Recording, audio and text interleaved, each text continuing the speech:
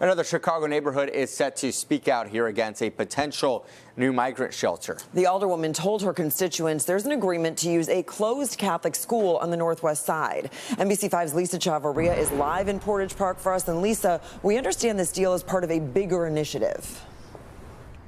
That's right, Lauren and JC. The alderwoman is saying it's part of that initiative where churches are working with the city to try to place migrants into temporary shelters to keep them out of the cold.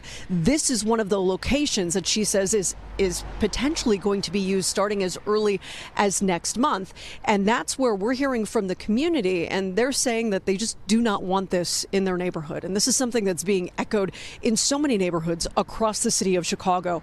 30th Ward Alderwoman Ruth Cruz told her constituents that the city signed an agreement with the Archdiocese of Chicago to use St. Bartholomew School on Addison St as a migrant shelter.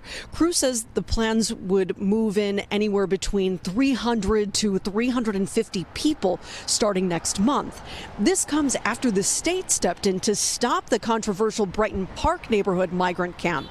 There are concerns over contaminants found in the soil there and what the Illinois EPA called an insufficient amount of testing and remediation done by the city's contractor. The city signed a 6-month land use deal for the site back in October, which could have meant spending up to $548,000 in lease payments. At the time, the mayor's office said language in the contract allowed them to get out of the deal. When NBC5 Investigates asked yesterday, the mayor's spokesman said there were no updates as it was still under review.